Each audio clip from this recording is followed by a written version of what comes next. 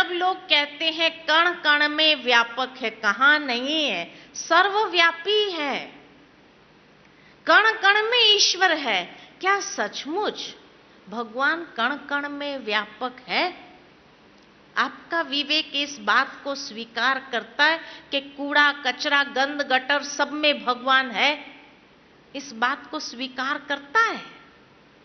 ऊंचे से ऊंची हस्ती और कहां हमने कह दिया? क्या यह अपमान नहीं है भगवान का?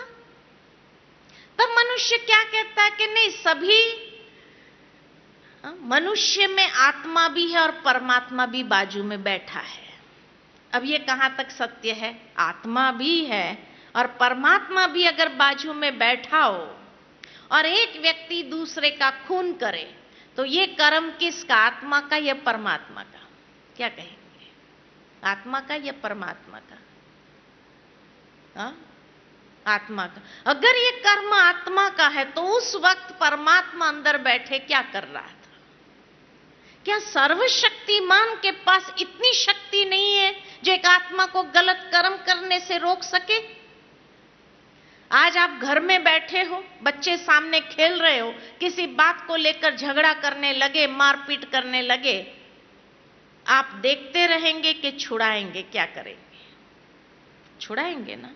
एक शारीरिक माता पिता बच्चे को आपस में लड़ते हुए नहीं देख सकता है, तो वो परमात्मा जो दया का सागर, करुणा का सागर, प्यार का सागर, वो अपने बच्चों को कैसे देख सकता है? तो सत्य क्या है?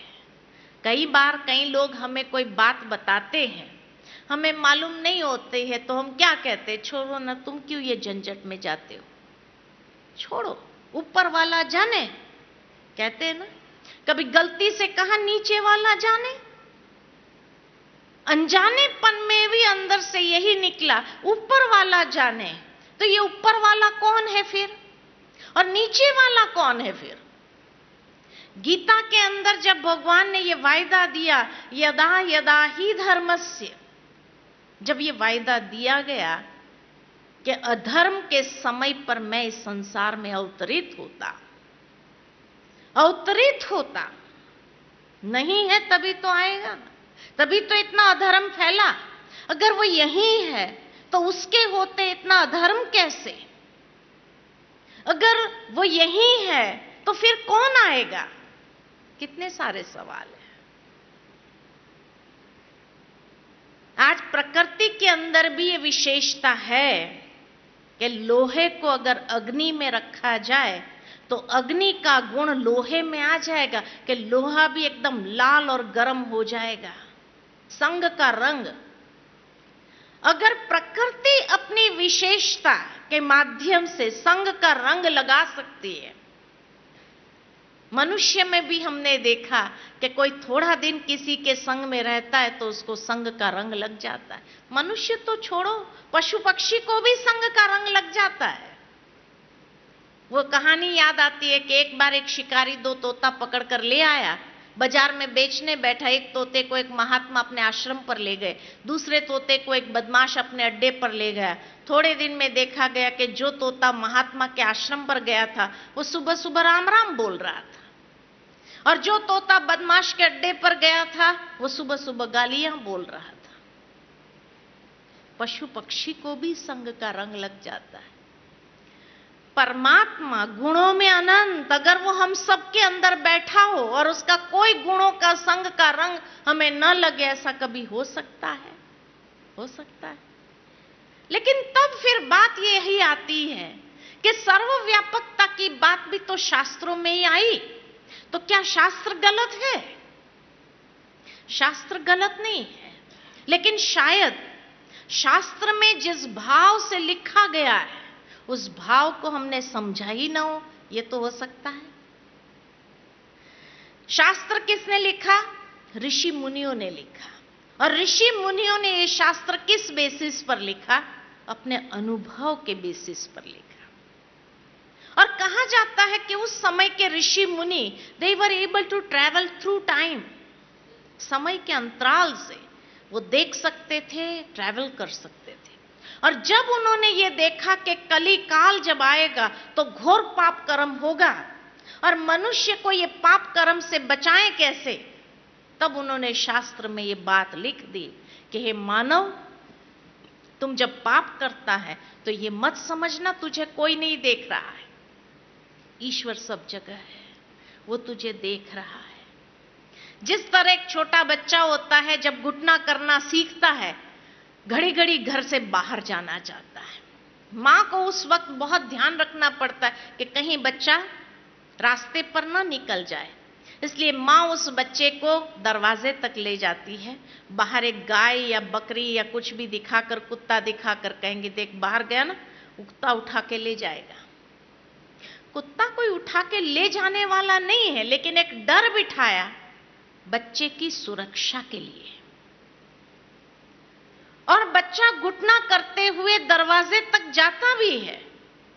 जैसे ही कुत्ते को, गाय को देखेगा क्या करेगा, अंदर आ जाएगा और इतना खुश होता है, यही व्यक्त करता है आई एम सेफ, कुछ नहीं हुआ मुझे। लेकिन वही बच्चा थोड़ा बड़ा हो जाए, 4-5 साल का हो जाए, उसके बाद उसको कह के तो देखो कि बाहर गया तो कुत्ता उठा के ले जाएगा, क्या कहेगा, हंसेगा अपनी मां पर। मेरी मां भी कैसी है, इतना भी नहीं समझती, कुत्ता कोई उठा के ले जाने वाला थोड़ी है। हंसते हुए बाहर जाएगा, कुत्ते के बच्चे को उठा के घर में लाएगा, कहेगा लो मैं ही लेके आया। जिस बात को उसने सत्य मान लिया था, समझदार होने के बाद उस बात को स्वीकार नहीं करता है। ठीक इसी तरह जब कली काल आरंभ हुआ तो मनुष्य भी पाप करने से डरता था। आज से 200-300 साल पहले भी मनुष्य डरता था। कोई अगर उसको पाप करने के लिए प्रेरित भी करता था तो क्या कहता था, बाल बच्चे वाला हो, समाज में रहना, इज्जत से जीना है, मैं ये पाप नहीं करूंगा, ऊपर वाला भी देख रहा है, मना कर देता था। लेकिन आज विज्ञान के युग में मनुष्य बड़ा हो गया, समझदार हो गया है, और इसलिए कोई अगर उसको याद भी दिलाता है कि क्यों पाप करता है, थोड़ा तो ऊपर वाले का डर रख, तो क्या कहता है, वही डायलॉग, बाल बच्चे वाला, समाज में रहना, इज्जत से जीना है, पाप नहीं करूंगा तो सबका पेट कैसे भरूंगा। हो रहा है। कहने का भावार्थ, शास्त्र में जिस भाव से लिखा गया था, आज वो भाव भी खत्म हो गया और मनुष्य पाप करता ही चला जा रहा है।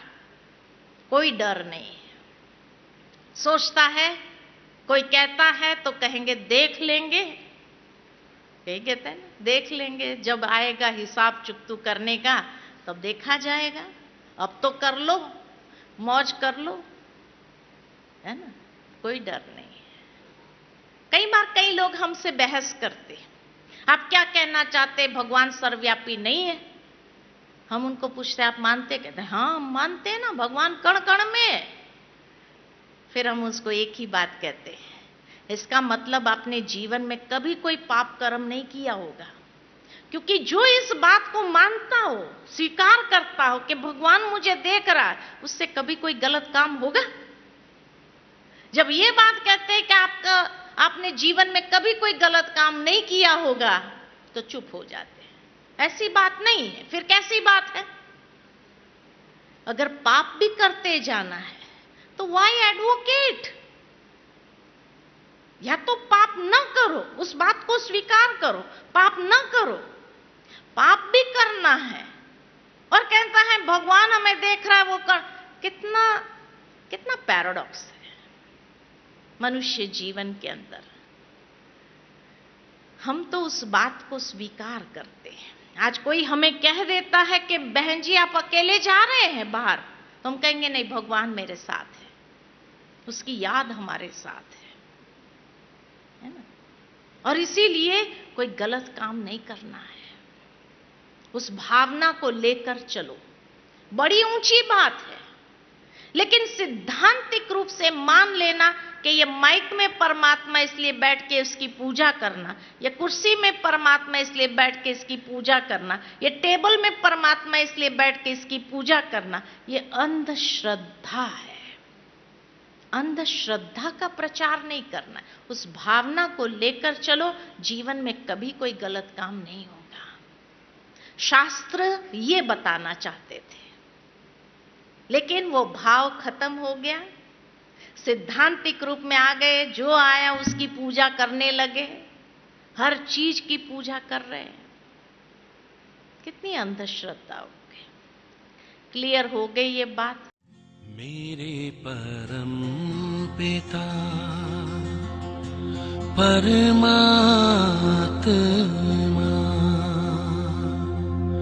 सदाशिव निराकार,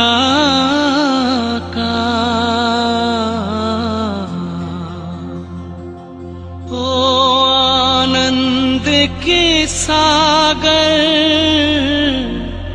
तेरी महिमा अपरंपार।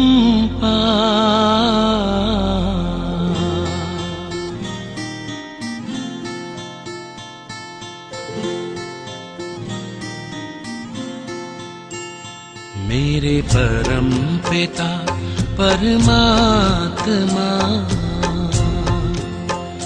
मेरे परम पिता परमात्मा सदाशिव निराकार, परम पिता परमात्मा सदाशिव निराकार,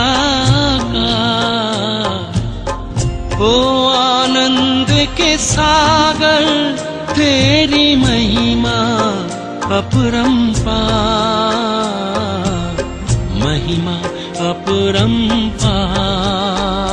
तेरी महिमा अपरंपार। महिमा अपरंपार, तेरी महिमा अपरंपार। मेरे परम पिता परमात्मा,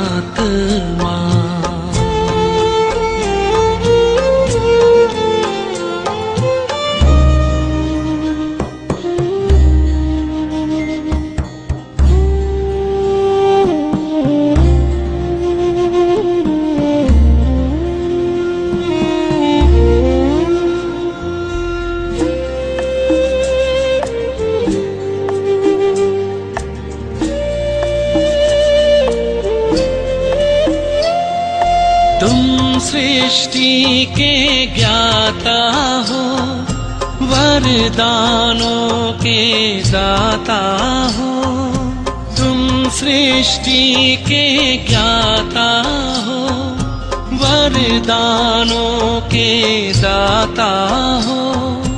हम तुमको पाकर पाए,